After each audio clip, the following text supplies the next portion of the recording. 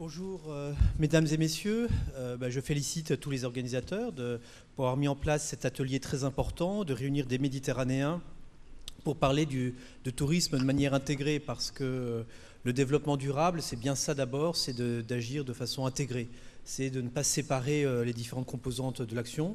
Et donc cette initiative de l'ensemble des parties concernées autour de l'UNESCO pour mieux valoriser le patrimoine, pour le valoriser de façon plus moderne et de façon plus dynamique et plus associative des populations, c'est un axe important.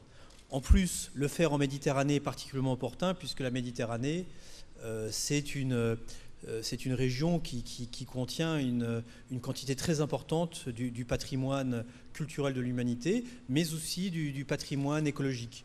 La Méditerranée, c'est en gros 1% des eaux de la planète, et suivant le type de biodiversité que vous regardez, c'est 20% d'espèces endémiques. Donc la Méditerranée est également un lieu de fragilité et d'exceptionnalité de biodiversité de nature.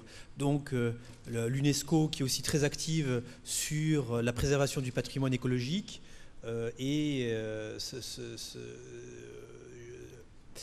rajouter ce sujet-là est important, parce que la valorisation est donc aussi bien culturelle, patrimoniale que écologique. Ensuite, la Méditerranée, c'est aussi un lieu d'intense activité touristique. Actuellement, il y a déjà 275 millions de touristes internationaux, c'est-à-dire, et Robert Lancard, un des grands experts de l'organisation du tourisme, le précisera beaucoup mieux que moi, mais 30% déjà des touristes internationaux sont en Méditerranée, et demain, de 275 millions, on va passer à près de 650 millions, dont plus de 300 millions autour des rivages. Donc une pression touristique énorme, et donc le patrimoine est là, le patrimoine écologique est là, mais par contre la pression est très forte. Et donc se pose la question d'une meilleure gestion, et ces ateliers méditerranéens de gestion du patrimoine sont clairement initie un processus permettant de gérer cette question de manière fondamentale. J'ouvrirai une ou deux pistes. La Méditerranée, le sujet du tourisme est critique. Le sujet du tourisme est critique parce que en revenus, c'est une masse importante. Quand on prend l'ensemble des pays riverains de la Méditerranée, le tourisme, c'est actuellement 200 milliards d'euros par an. Oui, 200 milliards d'euros par an, c'est une masse énorme. C'est-à-dire que le tourisme est un vecteur de développement économique énorme, de transformation des sociétés énorme. Donc le tourisme, c'est un vrai sujet. Ensuite, le tourisme, il a un aspect culturel et politique fort, parce que le tourisme est, par définition, un élément de transgression.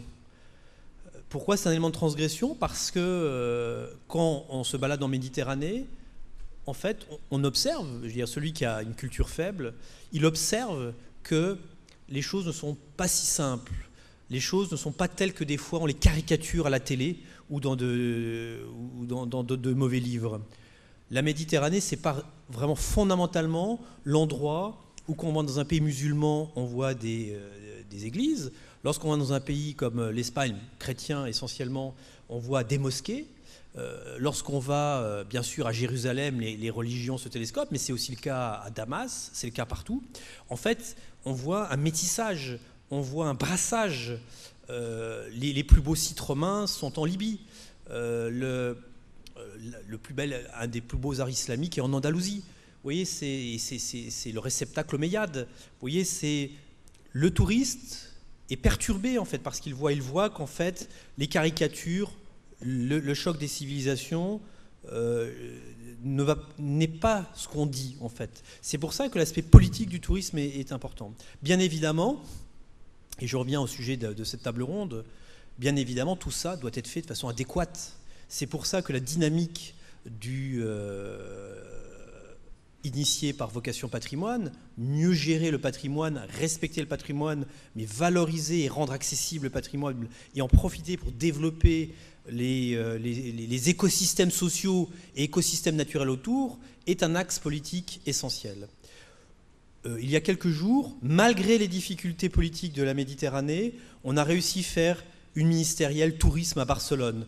On remercie nos amis égyptiens, nos amis espagnols, avec qui nous avons co-présidé cette réunion très difficile, parce que la situation politique en Méditerranée, il faut l'avouer, n'est pas très bonne. C'est pour ça qu'on a repoussé le sommet des chefs d'État et de gouvernement à novembre, pour se donner un peu plus d'air et être dans un contexte un peu plus favorable. Mais malgré tout, cette ministérielle tourisme s'est tenue. On a fait une très belle déclaration de coprésidence. Et le grand projet qui a émergé, c'est Odyssea. Très grand projet intéressant. C'est un projet de plateforme numérique qui existe déjà. Vous pouvez vous injecter dedans, qui permet de mettre toute l'information touristique, culturelle, patrimoniale autour des ports. Et donc, je ne peux que vous encourager, toutes les parties dans cette salle, à intégrer tous vos éléments dans Odyssea. Les équipes d'Odyssea sont donc projet retenu par l'Union pour la Méditerranée. Elles sont à votre écoute, elles sont à votre disposition pour intégrer tous vos éléments, vos agendas, vos éléments iconographiques, vos propositions, vos événements, tout ce que vous voulez. Tout ça a sa place dans Odyssea. Je terminerai par les dynamiques culturelles, puisque Vocation Patrimoine, c'est bien l'interface de tourisme et de culture. La dimension culturelle de l'Union pour la Méditerranée est essentielle, parce qu'elle porte quand même l'essence même de la culture et de la civilisation ou des civilisations en Méditerranée. Donc, le grand événement qui va avoir lieu dans quelques jours, c'est la réunion au Caire sur l'artisanat, réunir tous les artisans de la Méditerranée pour faire des partages d'expériences. C'est aussi un patrimoine, c'est un patrimoine de pratique, parce que le patrimoine, c'est aussi l'art culinaire, les pratiques, l'artisanat. Et vous êtes bienvenus à cette grande réunion au Caire. Et de la même façon, vos éléments peuvent participer à ce forum du Caire et ensuite peuvent participer à Odyssea. Voilà, j'étais un petit peu rapide. Malheureusement, je dois partir à une autre réunion. Voilà, je vous félicite. La vocation patrimoniale de la Méditerranée est essentielle et je suis heureux que toutes les parties présentes dans la salle sur Internet participent de ce beau mouvement et nous sommes très heureux de le soutenir. Et je souhaite que cette dynamique ici au Carrousel du Louvre devienne annuelle pour qu'un réseau méditerranéen de la gestion moderne du patrimoine se forge. Et nous souhaiterions qu'aux prochaines réunions ministérielles tourisme ou culture, ce réseau demande à être labellisé Union pour la Méditerranée, qu'il le soit, bien sûr il le sera, mais il faut un peu s'organiser. Et donc c'est une dynamique, c'est un début, c'est une naissance. Nous sommes avec vous, vous êtes avec nous, on va travailler ensemble. Renaud Muselier, le président du Conseil culturel de l'Union pour la Méditerranée, va clôturer ces réunions. Voilà, c'est une dynamique très forte et je le disais, c'est quand même c'est déjà présent 200 milliards d'euros par an et ça peut être bien plus à l'avenir. Merci beaucoup.